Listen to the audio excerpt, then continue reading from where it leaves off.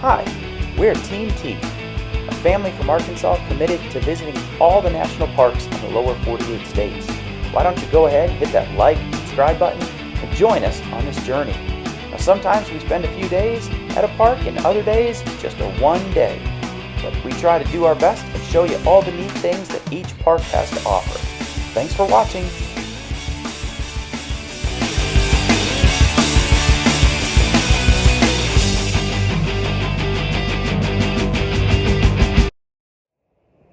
Big week this week for Team T. We are off to Salt Lake City to celebrate Mom's graduation.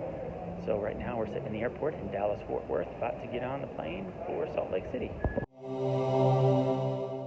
We're on our way from Salt Lake City to, where are we going? Great Basin National Park. And we're just out on the road right now. I mean, we've only seen like 5 cars in the last hour. And so we're just coming up on the mountains. We're coming up on the Utah-Nevada border.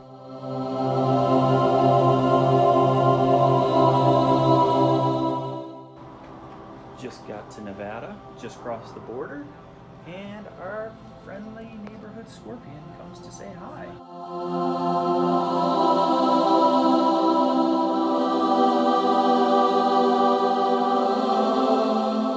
We did it. We woke up really early, drove 4 hours, made it to the middle of nowhere to Great Basin National Park. First thing we did was visit the visitor center. Got a map and figured out we wanted to go to Lehman Caves first. See what this cave had to offer. We've already visited several caves like Mammoth Cave in Kentucky and Carlsbad Caverns, and so this cave wouldn't rank up there with those two, but still a fun place to visit. I thought the ranger did a great job presenting information. We walked inside. We had to make sure to be safe and take care of the bats, but you know what it looked like inside there? A cave. The top hike at the park is to climb up Wheeler Peak, but we were not prepared for that at all, so instead we decided to visit the Bristlecone Grove. Clouds are looking rather ominous. Not sure how far we'll get, but it says it's a 2.8 mile.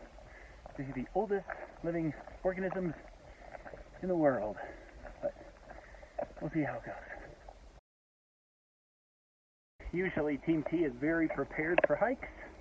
Got all sorts of backups and backpacks and things like that, but since we flew into Salt Lake City and then drove to Great Basin, we are not prepared at all, and wouldn't you know it, it's just starting to rain for us.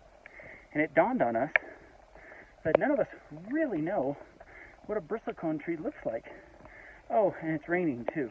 So, we're not exactly sure, like, is this one? Is that one over there? We could be walking right by them. The whole reason we're hiking this are to see the bristlecones. Watch, that's a bristlecone right behind me. I have no idea. Hopefully there's some signage soon. But really liking the trail, even if I am definitely out of breath. And we're 10,000 feet up, so I kind of feel like it's well deserved. But we're keeping on. Don't hear any thunder, so we're gonna keep going.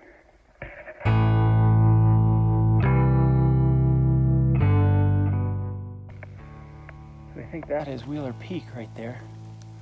You can barely see the top of it, but let's just give you a quick panoramic. There's where we drove this morning in the basin, and drove up here, and now we're hiking.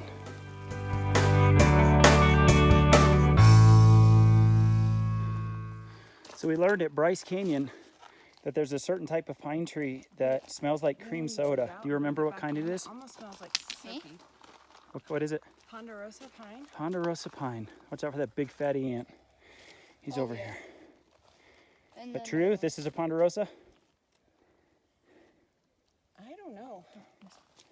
Hmm. It doesn't smell. After the hike, we finally made it to the bristlecones. Got to look around and see all the different trees. And it was such a beautiful sight. We looked up and there's Wheeler Peak. We decided that's not for us today. We did contemplate going over to Glacier Lake. We had never seen a lake that had been formed by a glacier, but we'll have to get that another time or at another park because it was starting to rain a little bit more heavily, and we said we have got to get back down off this mountain. We drove the 4.5 hours back, but we went ahead and made a detour and stopped by the Bonneville Salt Flats and then headed back so my girl could graduate with her doctorate. Way to go!